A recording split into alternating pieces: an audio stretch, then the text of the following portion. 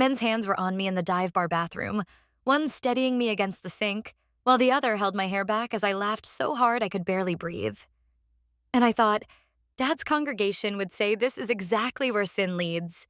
They'd be right about the location, wrong about everything else. "You okay?" Jake asked, his hand on my lower back. "I'm perfect," I gasped between laughs. I just can't believe I said that to him.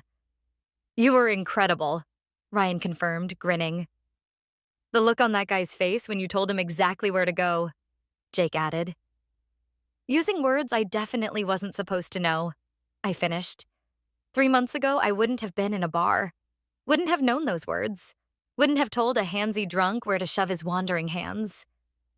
3 months ago, I was still performing, still being the perfect pastor's daughter, still pretending I believed everything I'd been raised to believe. Now I was 28, newly free, and learning that rebellion tasted a lot like finally being honest. "Come on," Ryan said, his arm coming around my shoulders as we headed back to our table. "Let's get you another drink." Dad would have a heart attack if he could see me right now. "Good thing he can't," Jake said, his hand finding mine under the table once we sat down. Good thing, because what came after the drinks would definitely give him more than a heart attack. 4 months earlier, I'd been the model pastor's kid, born and raised in the church, front row every Sunday, youth group leader, worship team, mission trips, purity pledge, the whole performance. Dad was senior pastor of a megachurch, 3,000 members. Everyone watched us. Everyone had expectations. I had spent 28 years meeting them. Perfect daughter, perfect Christian, perfect example. I was dying inside. The church taught purity culture, complementarianism, strict gender roles. Women submit, men lead. No dancing, no drinking, no secular music, no dating without parental approval, no sex before marriage, no questioning, no doubt, no authentic self. I'd believed it all, or thought I did, or pretended I did, because questioning meant losing everything. At 28, I was still living at home, still single because no man the church approved of wanted a woman who'd been raised to be seen and not heard, still leading youth group and teaching girls the same purity culture that was slowly killing me. Then my best friend from childhood called, Jessica. She'd left the church 5 years ago, and I'd been told not to associate with her. Told she was dangerous, lost, leading me astray. I answered anyway. "Sarah, I know we're not supposed to talk, but I heard you're struggling. And I wanted you to know there's a support group for people deconstructing from churches like ours. People who grew up like we did and are trying to figure out who they are outside of it." "Jess, I can't."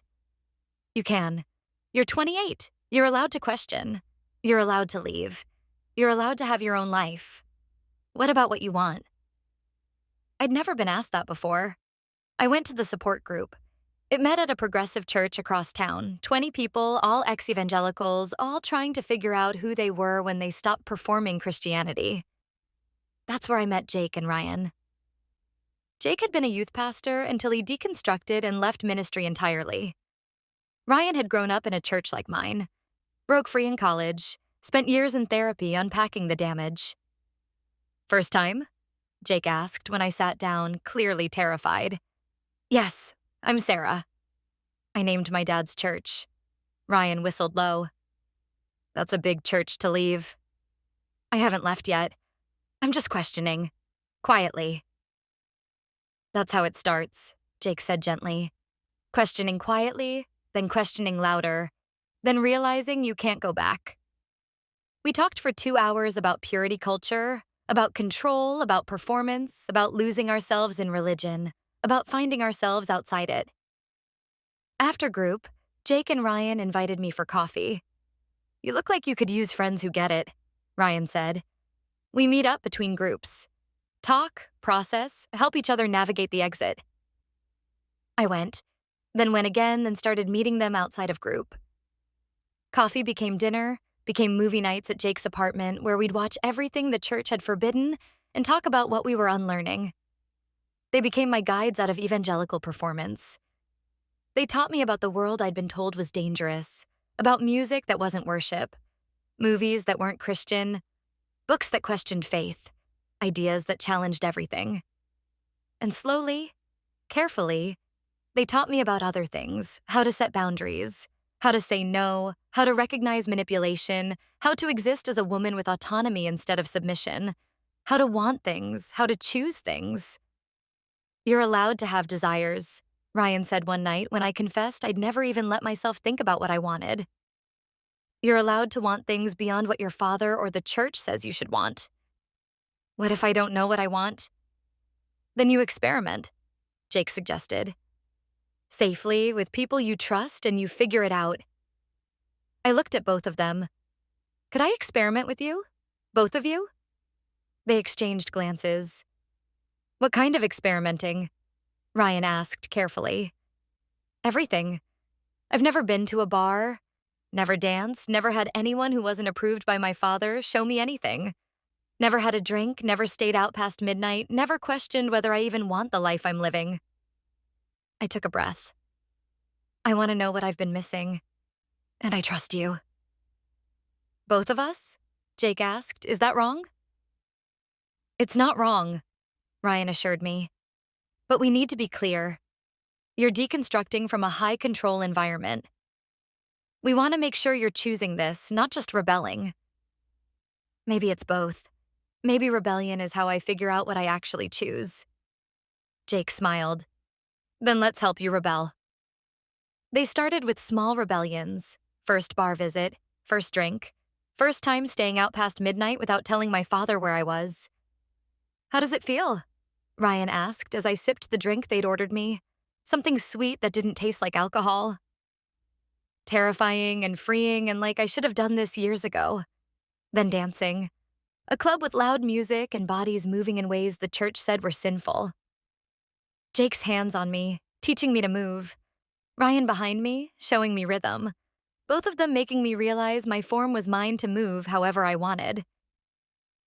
This is what they told you was sin, Jake said in my ear over the music. Yes. Does it seem that way to you? No, it makes me feel alive. Our first instance of more than friendship was with Ryan. 2 weeks later, we were at his apartment, the three of us watching a movie the church had forbidden. He asked, "May I?" I'd never had a real moment with anyone. Not really.